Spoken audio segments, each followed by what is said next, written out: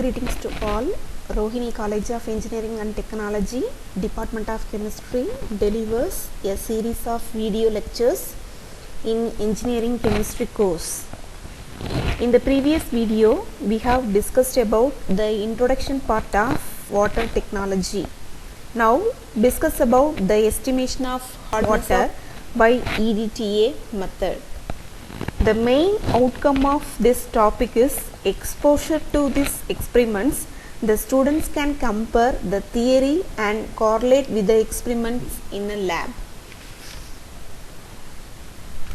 So already we have discussed about the expression of hardness in terms of calcium carbonate equivalence.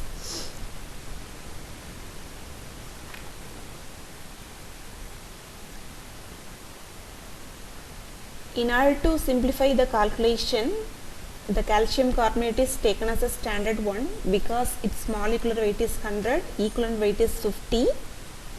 It is highly insoluble in water, so it can be easily precipitated one. So it is taken as a standard one in order to express the. Now we move to the estimation of hardness of water by EDTA method. So EDTA is nothing but ethylene diamine tetraacetic acid. Its structure is given. So this is the structure of EDTA. EDTA is insoluble in water, but its disodium salt is used as a complexing agent. The principle involved behind this experiment is of hardness producing ions like calcium and magnesium ions can be estimated by titrating the water sample against EDTA using EBT indicator. EBT is nothing but eriochrome black tea indicator at a pH of 8 to 10. In order to maintain the pH value, we use the buffer solution ammonium chloride and ammonium hydroxide mixture. At this pH only the complexation is possible. Then the EBT indicator is added to the water sample containing calcium and magnesium ions. It forms wine red colored weak complex. It is an unstable one. When this solution is titrated against EDTA, it replaces the indicator from the weak complex, form stable EDTA complex. When all the hardness causing ions are completely complexed by EDTA, the indicator is set free. The color of the free indicator is steel blue. The endpoint is the change of color from wine red to steel blue. That's the principle involved behind the experiment. So initially the hardness producing ions just reacted with EBT indicator. It forms wine red color. It is an unstable complex. That in that complex the EBT is replaced by EDTA.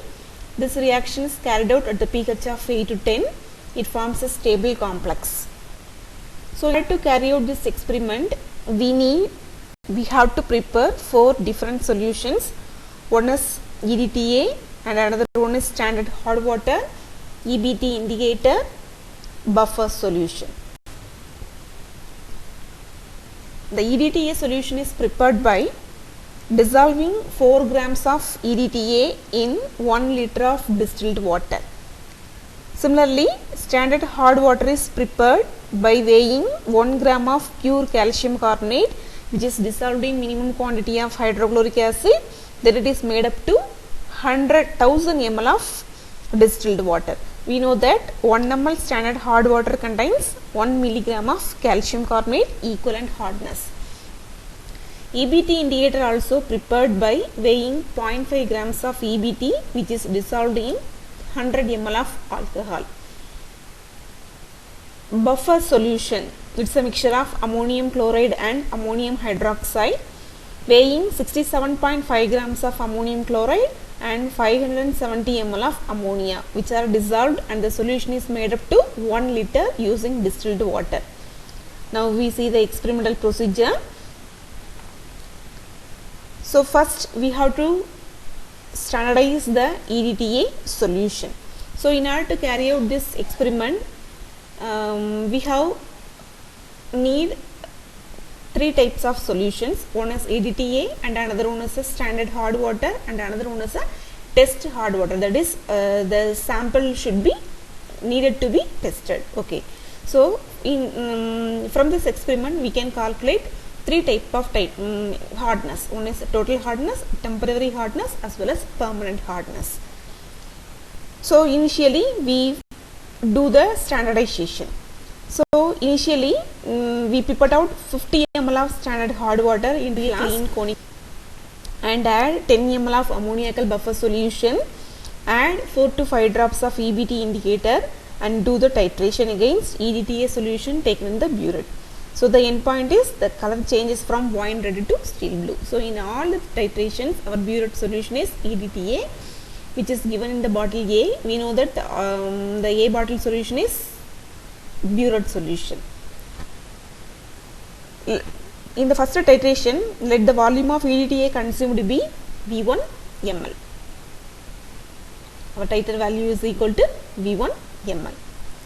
Similarly, in the second titration is carried out for estimation of total hardness. Here also the same procedure is followed. Our burette solution is EDTA solution.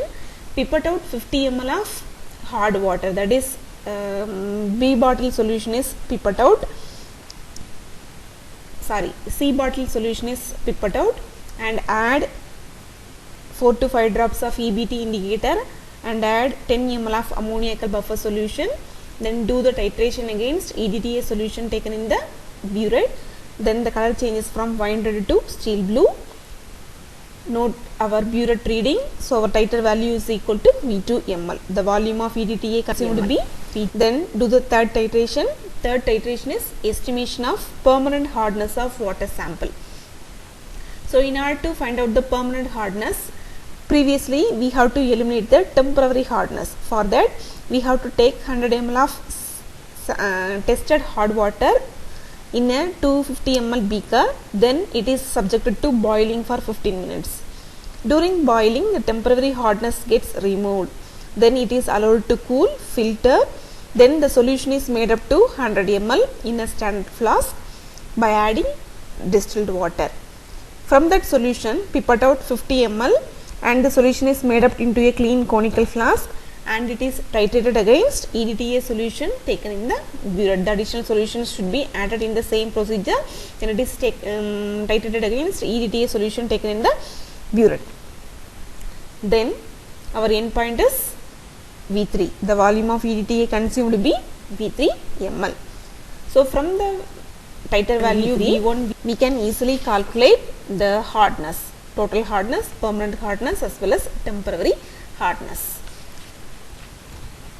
So we know that 1 ml of standard hard water consists of 1 milligram of calcium carbonate. 1 ml standard hard water containing 1 milligram of calcium carbonate. Therefore, in our conical flask we have taken 50 ml of standard hard water. Therefore, it consists of 50 milligram of calcium carbonate equivalent hardness.